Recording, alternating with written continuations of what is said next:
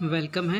आज हम लोग फिर मीनिंग के पार्ट को कवर करेंगे और देखेंगे आज क्या क्या हमारे पास है। ठीक है, सारी मीनिंग इम्पॉर्टेंट ही रहती हैं। डेली मैं अलग अलग जगहों से कट करके बहुत ज़्यादा सोचने के बाद वो मीनिंग आपको देता हूँ ताकि वो पेपर के लिए काफ़ी इम्पॉर्टेंट हो सके। ठीक है, तो आज की पहली मीनिंग पे चलते हैं। आज की पहली मीनिंग है प्रोक्रेस्टिनेट। ठीक है, आज की पहली मीनिंग है प्रोक्रेस्टिनेट। ठीक है, जिसका मतलब होता है टालना। और हम लोग क्या पढ़ रहे हैं अभी हम लोग सिनोनिम्स पे डिस्कशन कर रहे हैं। ठीक है, प्रोक्रेस्टिनेट का मतलब क्या होता है? टालना। उसके ऑप्शंस क्या क्या हैं? डिले ऑप्शन है। ठीक है, डिले ऑप्शन है, पुट ऑफ है, एडजॉर्न है, पोस्टपोन है। ठीक है, तो ये चारों मीनिंग आपको याद रखने ज़रूरी हैं क्योंकि चारों से पेपर में पूछे गए होंगे। ठीक है, खासकर आपको ये जो एडजॉर्न एक मीनिंग है इसको भी आपको याद रखना है। ठीक है, फिर देखिए नेक्स्ट मीनिंग आपके पास है। नेक्स्ट मीनिंग जब आप देखेंगे तो वहाँ पे देखिए ये मीनिंग आपको भी याद रखना है, ये भी पेपर के लिए काफ़ी इंपॉर्टेंट रहेगा। टर्पिट्यूड लिखा है। क्या लिखा है? टर्पिट्यूड। ठीक है, टर्पिट्यूड का मतलब होता है चरित्रहीन। ठीक है, टर्पिट्यूड का मतलब चरित्रहीन। ऑप्शंस क्या क्या हैं? बैडनेस है, एविलनेस है और विकेडनेस है। ठीक है, विकनेस है। ठीक है, विकनेस। ठीक, तो आपको ये भी मीनिंग तैयार रखना है क्योंकि ये भी आपको बहुत सोचने के बाद देखिए कई सारी मीनिंग मैंने यहाँ पे क्रॉस की हुई हैं जो कि मुझे नहीं लग रहा था कि इम्पॉर्टेंट है इसलिए नहीं दे रहा हूँ, लेकिन जो इम्पॉर्टेंट लग रहा है वो मैं दे रहा हूँ। ठीक है, एक देखिए यहाँ पे मीनिंग है वोक्यूअस। ठीक है, वोक्यूअस। वोक्यूअस का मतलब क्या होता है? मूर्ख होता है, निर्भाव होता है। ठीक है, वैक्यूअस का मतलब क्या होता है? वैक्यूअस, वैक्यूअस। ठीक है, वैक्यूअस। वैक्यूअस का मतलब क्या होता है? मूर्ख होता है, निर्भाव होता है। मीनिंग देखिए अनइंटेलिजेंट दिया, बड़ी सिंपल सी मीनिंग है। सिली दिया है, सिंपल ही है। Foolish, stupid. मतलब अगर आपको ये मीनिंग वैक्यूअस अगर मीनिंग याद है तो ये सारे ऑप्शन और भी सिंपल सिंपल हैं। ठीक है, चलिए बढ़ते हैं और मीनिंग की तरफ। देखिए दो मीनिंग और मैंने लिया हुआ इसमें ताकि ये 5 पूरा कंप्लीट हो जाए। तो अब जिस मीनिंग पे हम लोग देखते हैं उस मीनिंग को देखते हैं। ठीक है, डाई ट्राइब।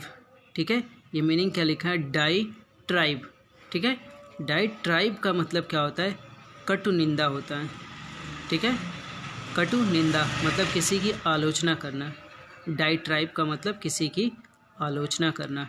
तो देखिए टायरेड एक मीनिंग है, डिस्कोर्स एक मीनिंग है, अटैक है, क्रिटिसिज्म है। ठीक है, तो काफ़ी मीनिंग इसमें आपको मिल जाएगा। तो इसमें जो याद रखिए ये देखिए डाई ट्राइब एक नई मीनिंग है, डिस्कोर्स भी आपको पता रहा होगा, क्रिटिसिज्म आपको पता। अटैक अगर नहीं ध्यान रखना है तो आप क्रॉस भी कर सकते हैं, लेकिन ये 3 मीनिंगों पे आप ध्यान रखिएगा कि ये तीनों मीनिंग क्या है?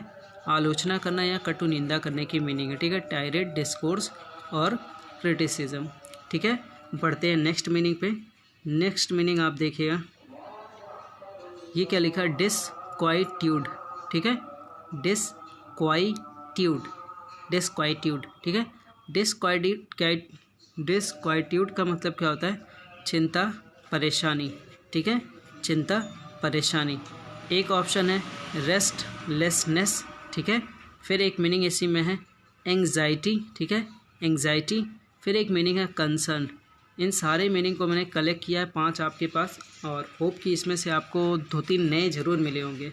कोशिश यही रहती है कि हर बार आपको नया कुछ ना कुछ मिले। ठीक है, अब आते हैं हम लोग अपने ऑब्जेक्टिव मीनिंग पे। ठीक है, ऑब्जेक्टिव मीनिंग को देखिए यहीं से स्टार्ट किया क्योंकि इसकी नंबरिंग से आप मैटर नहीं करेंगे क्योंकि मैं कहीं ना कहीं अलग अलग जगहों से कट करता हूँ तो वो सारी चीज़ें आप तक पहुँच जाती हैं। ठीक है, तो देखिए लिखा है डिसइंटीग्रेट। ठीक है, डिसइंटीग्रेट का मतलब क्या होता है? पृथक करना।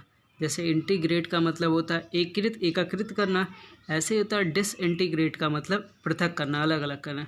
यूनाइटेड आपके पास एक ऑप्शन है जिसका मतलब होता है एक करना। ठीक है, नेक्स्ट मीनिंग पे चलते हैं। नेक्स्ट मीनिंग हमारे पास है एक्जुबरेंट। ठीक है, एक्जुबरेंट। ठीक है, एक्जुबरेंट। एक्जुबरेंट का मतलब क्या होता है? उल्लासित होता है, बहुत ज़्यादा ऊर्जावान हो जाना। ठीक है, एक्जुबरेंट का मतलब क्या होता है? एकदम उत्साहित हो जाना। और इसका ऑप्शन क्या दिया है? लेथार्जिक, जिसका मतलब क्या होता है? आलसी हो जाना। ठीक, तो दोनों मीनिंग इम्पॉर्टेंट है। फिर देखिए नेक्स्ट मीनिंग आपके पास है, क्या लिखा है? एक्सटरपेट। ठीक है, क्या लिखा है? एक्सटरपेट। एक्सटरपेट का मतलब क्या होता है? मिटा देना, हरा देना। ठीक है, एक्सटरपेट का मतलब होता है मिटा देना, हरा देना। ऑप्शन देखिए अफिक्स है, अटैच है, मतलब जोड़ देना, ठीक है, जोड़ देना। ये भी मीनिंग इंपॉर्टेंट था, इसको भी मैंने कलेक्ट किया। देखिए 2 मीनिंग मैंने बीच में से क्रॉस कर दिया, क्यों? क्योंकि मुझे इंपॉर्टेंट नहीं लग रहा था, ठीक है। फिर देखिए नेक्स्ट मीनिंग आपके पास है इनक्रोच। इनक्रोच का मतलब आप बहुत अच्छे से याद किए होंगे, कब्जा करना होता है या फिर हथियाना होता है, अधिकार कर लेना, अधिकृत कर लेना। और आप देखते हैं अतिक्रमण कर देना, वो भी इनक्रोचमेंट ही रहता है, अतिक्रमण कर देना, ठीक है। अनऑक्युपाई, ठीक है, अनऑक्युपाई इसका ऑप्शन है, जिसका मतलब क्या होता है, अधिकार ना होना, ठीक है। फिर एक मीनिंग देखिए यहाँ पे लिखा है डोटेज लिखा है, ठीक है, यहाँ पे डोटेट लिखा हुआ है, इस स्पेलिंग को सही करेंगे और DOTAGE करेंगे, ठीक है, डोटेज हो जाएगा। डोटेज का मतलब क्या है, यहाँ पे दे रहा सठियापा, मतलब होता है ना कि बुढ़ापे में क्या होता है, दिमाग नहीं काम करता है, तो उसी को बोला है, एक उम्र बोली जाती है जो ओल्ड एज को बोल सकते हैं, डोटेज, ठीक है। डोटेज का मतलब क्या होता है, बुढ़ापा बोल सकते हैं या सठियापा भी बोल सकते हैं, दोनों ठीक है। चाइल्डहुड का मतलब क्या होता है, बचपना होता है, ठीक, एक एज को डिनोट किया गया है। ये भी काफ़ी इंपॉर्टेंट था। अब बढ़ेंगे हम लोग नेक्स्ट इडियम की तरफ, ठीक है। इडियम्स को अब देखेंगे और काफ़ी अच्छे अच्छे इडियम को कलेक्ट।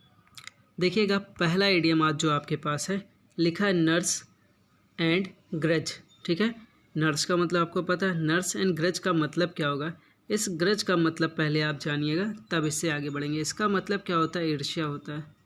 इस ग्रज का मतलब क्या होता है, ईर्ष्या होता है। तो जब इसका ईर्ष्या मीनिंग हो गया, ग्रज के मीनिंग हमें पता चल गया, ईर्ष्या हो गया। अब पूरी हिंदी क्या बन रहा है, नर्स एंड ग्रज का मतलब शत्रुता भाव कायम रखना, ठीक है, दुश्मनी का भाव बनाए रखना। ऑप्शन क्या दिया हुआ है इसका, ऑप्शन भी आप देखते चलिए, bear resentment for long period, ठीक है, बहुत लंबे समय तक क्या शत्रुता बनाए रखना, ठीक है। फिर हम चलेंगे नेक्स्ट इडियम पे, काफ़ी इंपॉर्टेंट था ये इडियम। नेक्स्ट इडियम देखिए, इसमें 2 इडियम लिए गए हैं, दोनों इडियम में देखिएगा लिखा है ऑन वंस गार्ड, ठीक है, ऑन वंस गार्ड।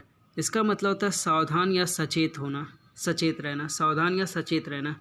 अब सेम मीनिंग भी लिखा ऑन वंस गार्ड का, विजिलेंट लिखा, केयरफुल लिखा हुआ है, ठीक है। अब गार्ड का मतलब आपको पता है, ये चौकीदारी करना होता है, तो जहाँ जहाँ रहेगा वो सतर्क रखने की बात करेगा, ठीक है।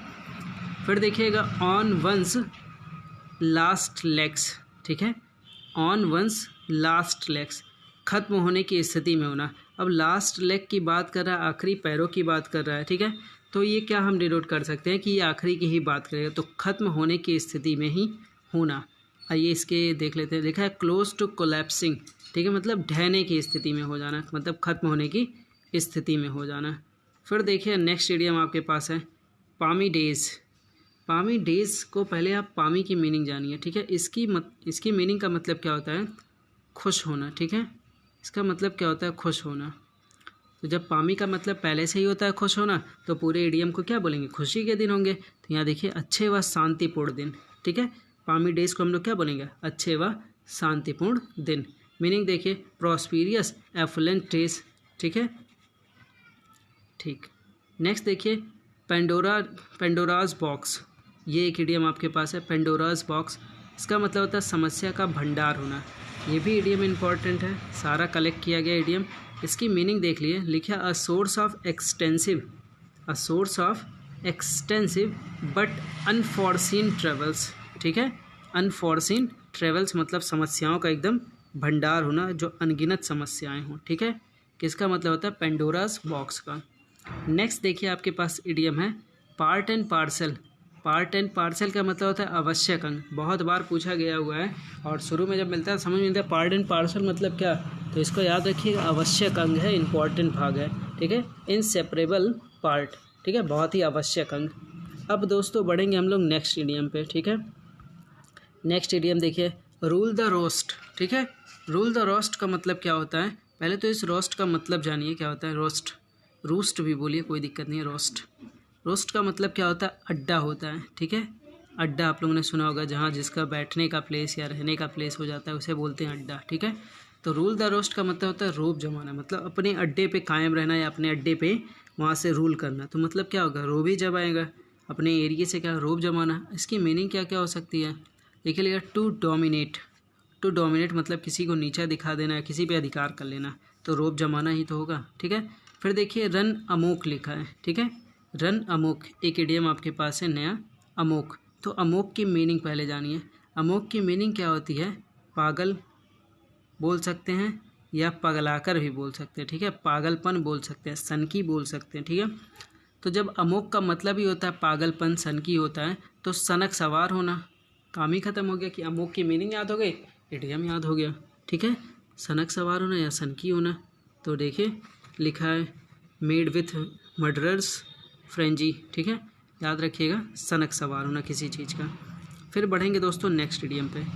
नेक्स्ट इडियम देखिएगा शेक इन द शूज़, ठीक है, शेक इन द शूज़। इस इडियम को देखिएगा ताकि ये भी आपको अच्छे से क्लियर हो जाए। जो हम शेक की बात कर रहे हैं, इस शेक का मतलब होता है डगमगाना, ठीक है।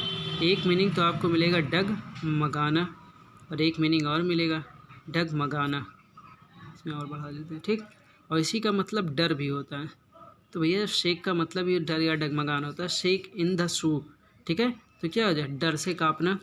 इडियम का मतलब पूरी मीनिंग पर रिलेट कर, डर से काँपना। देखें अ travel with fear and apprehension, ठीक है।